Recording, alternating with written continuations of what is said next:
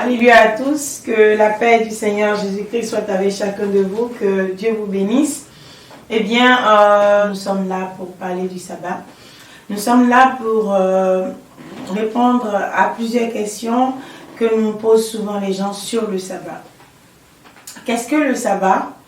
Eh bien, nous tous, nous connaissons le 4e commandement de l'Éternel, que ce soit que vous soyez évangélique, protestant, catholique, céleste. Vous avez toujours le 4e commandement à la bouche, mais je sais que nous ne le respectons pas. Nous disons toujours, souviens-toi du jour de l'Éternel pour le sanctifier. Alors, souviens-toi du jour de l'Éternel pour le sanctifier. Qu'est-ce que le jour de l'Éternel? Et tu sais, qu'est-ce que le jour de l'Éternel? Est-ce que tu respectes ce commandement? Parce que certaines églises me disent que non, Jésus a tout aboli, c'est les 10 commandements seuls que nous devons garder. Et pourtant, le 4e commandement n'est pas gardé. Le 4e commandement qui veut dire, souviens-toi du jour de l'Éternel pour le sanctifier.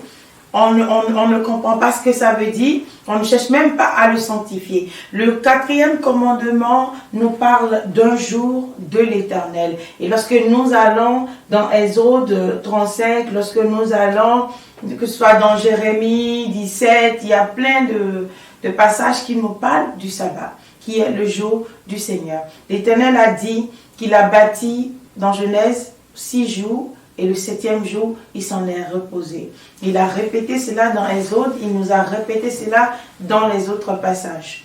Et donc nous avons dans Néhémie, Ézéchiel, Jérémie, l'Éternel revient toujours sur sa loi, sur la loi du sabbat, qui est très important pour lui. Mais nous ne cherchons pas à comprendre ou à respecter ce jour-là. Le dimanche, certains l'ont pris pour jour de sabbat et pourtant ils ne respectent pas. Ils vont à l'église, c'est vrai, ou ils ne vont pas, mais le dimanche qu'ils ont pris pour le jour de sabbat, ils traitent encore les affaires ce jour-là. Eh bien, ce qui n'est pas bien. On va voir tout ça là, tout à l'heure. Et pourquoi est-ce que nous sommes là aujourd'hui, on parle de sabbat, et puis nous avons autant de nourriture là, qu'est-ce que c'est? Est-ce que c'est une fête ou quoi? Non, c'est le sabbat. Et nous avons tout ça parce qu'on pose souvent la question, qu'est-ce que nous allons manger? Parce qu'on ne prépare pas. Et nous allons voir ça là tout à l'heure. Le jour du Seigneur, il a demandé qu'on n'allume pas le feu dans nos maisons. Qu'on n'allume pas le feu dans nos maisons. Alors j'ai dit à quelqu'un, à un frère il y a longtemps, il m'a dit, on est en train de parler du chauffage. Je dis non. Je lui ai dit, bon, ok, lis bien ce que te dit Exode 35. Il a lu. Exode nous dit, Exode 16, Exode 35 et tout ça. On dit, le jour de sabbat, n'allumez pas le feu. Ce n'est pas fini. Dieu va continuer. Dieu a parlé de la nourriture qu'il ne faut pas chauffer. Il faut bouillir les choses et puis le lendemain, laisser et ça ne va pas se gâter. Donc, c'est clair qu'on est en train de parler du feu qui prépare.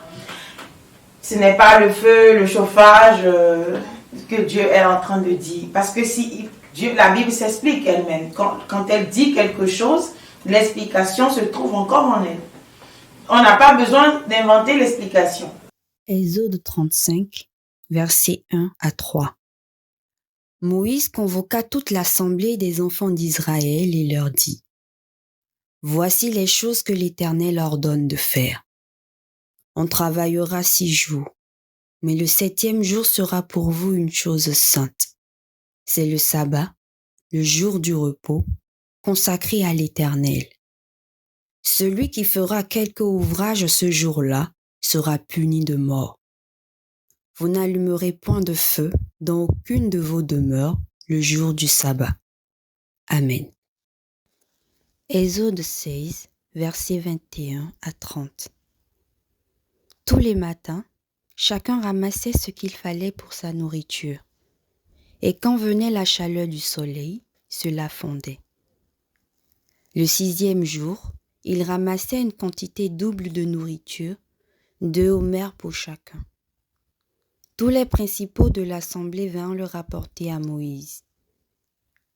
Et Moïse leur dit : C'est ce que l'Éternel a ordonné. Demain est le jour du repos, le sabbat consacré à l'Éternel. Faites cuire ce que vous avez à faire cuire, faites bouillir ce que vous avez à faire bouillir, et mettez en réserve jusqu'au matin tout ce qui restera. Et il le laissait jusqu'au matin, comme Moïse l'avait ordonné. Et cela ne devint point infect, et il ne s'y mit point de verre. Moïse dit, « Mangez-le aujourd'hui, car c'est le jour du sabbat. Aujourd'hui, vous n'en trouverez point dans la campagne.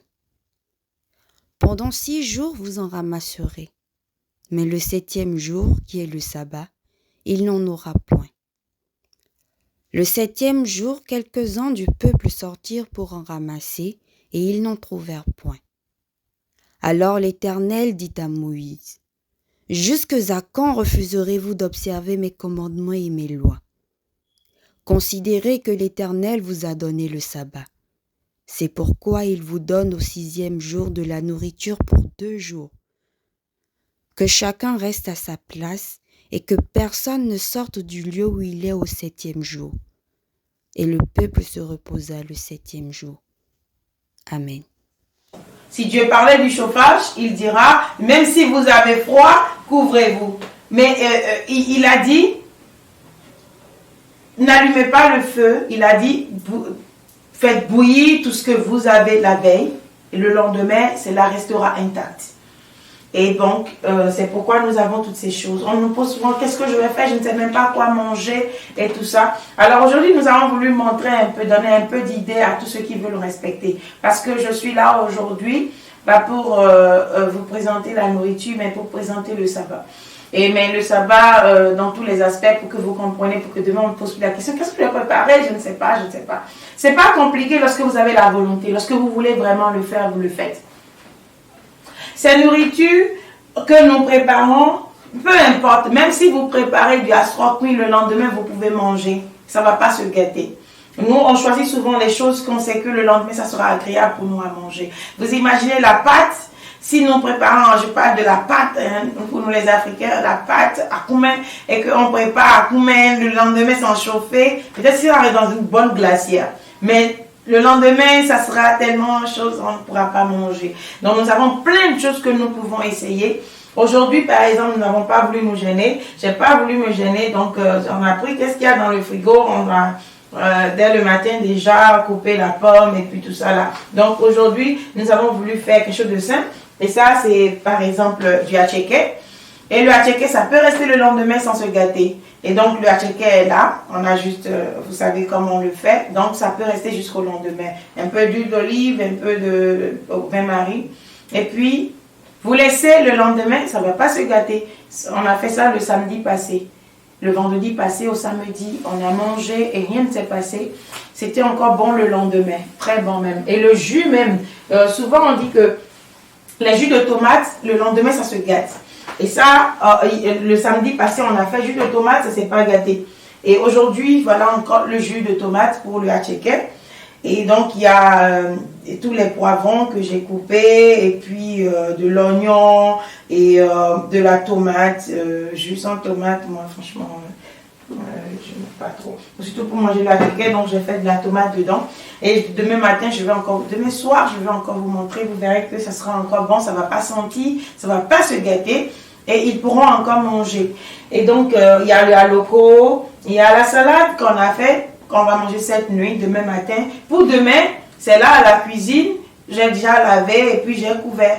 Et là, demain, ça sera encore frais. Je vais mettre ça au frigo tout à l'heure.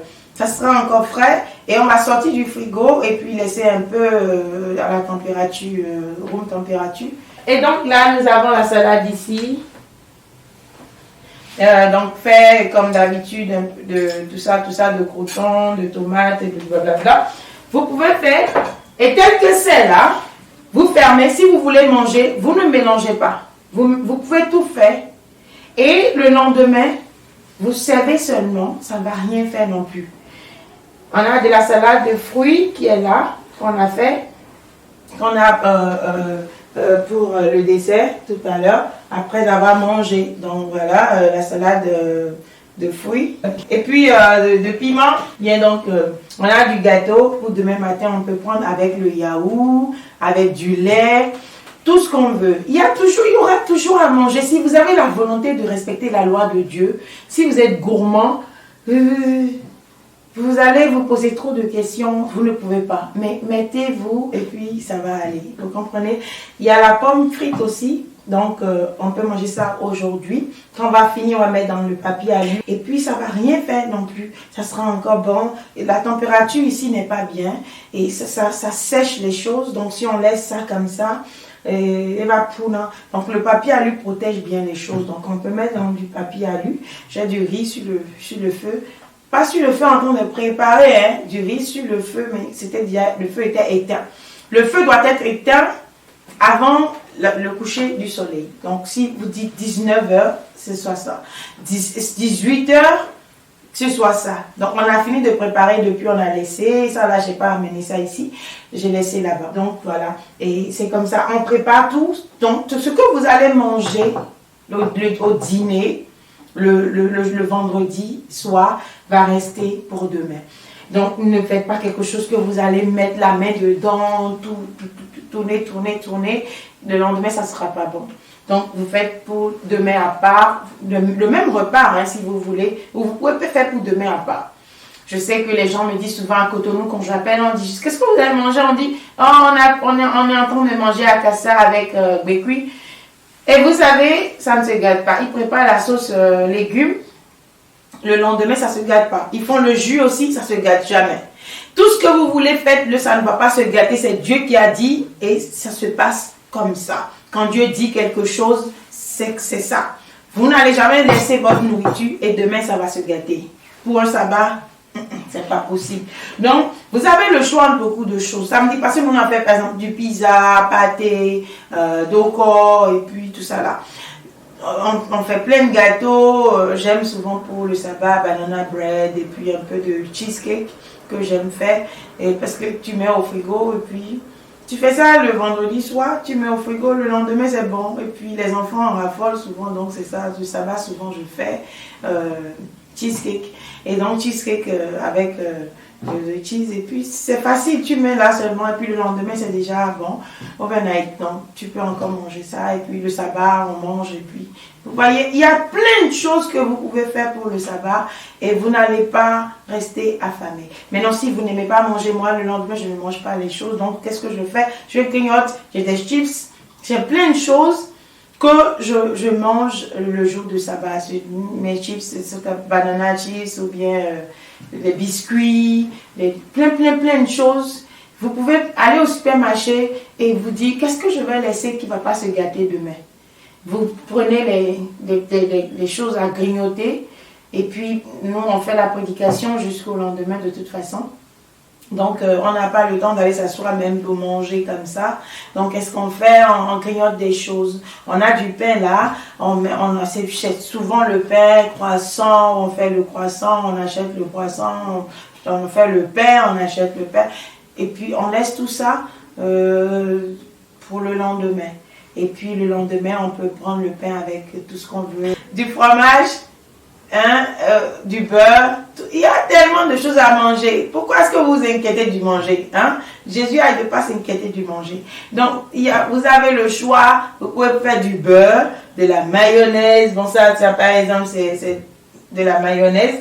Et on va manger, peut-être pour ceux qui veulent manger avec la salade, ils vont utiliser. Ceux qui ne veulent pas, demain, il y a du pain. On peut manger le pain avec la mayonnaise. Et puis, il y a plein de choses. Est-ce que si vous mangez, on a le plus grand, ça là, ça n'a pas été facile avant qu'on le trouve, ceci. Donc, on a ce thermos-là, qui, c'est même pas la marque Thermos, c'est une autre marque. C'est une autre marque. Donc, on a ceci, ça garde bien l'eau jusqu'au lendemain. Pour faire le thé, quand on veut boire du thé, du café, ou toutes sortes de choses, nous avons de l'eau que nous chauffons tous les sabbats au cas où on aura envie. Parfois on chauffe mais on n'utilise même pas, on n'a pas le temps de manger. Donc voilà, vous avez autant de possibilités pour le sabbat. Tout ce que vous voulez. Et si vous n'avez rien à manger, mangez du pain avec du beurre, non? Et puis buvez de ce que vous voulez dessus. Vous pouvez boire de boissons, tout. C'est le jour de l'Éternel. Mais ce n'est pas, on ne vous a pas dit de rester à jeun. mais vous pouvez préparer tout ce que vous voulez. Seulement, ne préparez pas ce que vous ne pouvez pas manger sans chauffer. Moi, j'aime pas la nourriture froide. Quand la nourriture est froide, je n'arrive pas. Ça reste ici, ça ne passe pas.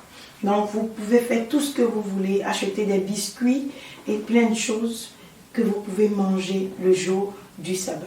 Voilà ce qui concerne la nourriture, parce que le sabbat, c'est ça même. On ne doit pas allumer le feu, donc il faut de la nourriture à manger. Le sabbat, pour les Juifs, quand ils font leur dîner et tout, ils vont se coucher, c'est le jour de repos. Ce que nous appelons repos, ça veut dire que nous ne faisons aucun travail à la maison. Mais la parole de Dieu nous a été donnée. Donc nous écoutons la parole, c'est le jour du Seigneur. Et qu'est-ce qu'on fait? On écoute la parole du Seigneur. Jusqu'au lendemain, on aime ça. Je leur ai dit, allez vous coucher, vous pouvez vous reposer. Et c'est le jour du Seigneur. On dit, non, c'est vendredi, on va faire.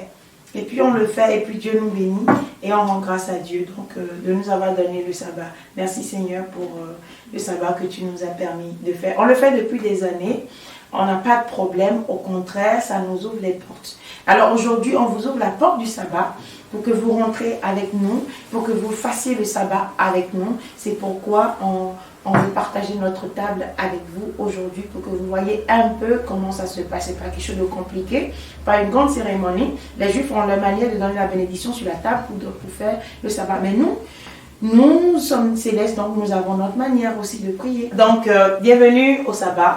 On va vous parler du sabbat aujourd'hui. Qu'est-ce que le sabbat? Comment ça se passe et tout ça. Cette émission était sur les préparatifs du sabbat. Nous l'avons fait juste pour vous montrer un peu en notre temps comment nous pouvons préparer, selon aussi nos cultures. Nous avons une culture différente de celle des Juifs. Embrasser le Dieu des Juifs, c'est une chose, mais prendre leurs coutumes aussi trop au sérieux, c'en est une autre. Et je crois que lorsque les Paul parlent et que nous nous méprenons aujourd'hui, c'est par rapport aux coutumes. Quand Jésus a parlé dans la Bible, il a parlé par rapport aux coutumes des Juifs. Nous n'avons pas besoin de faire toute une cérémonie comme ils font. Le sabbat n'est rien de compliqué. Quand nous sommes allés dans Exode 16 tout à l'heure et nous avons lu dans cette émission Exode 35 aussi, nous avons vu que c'est très simple. Il s'agit juste de ne pas préparer le jour du sabbat, de consacrer ce jour à l'Éternel et à ne rien faire le jour du sabbat. Aucune activité.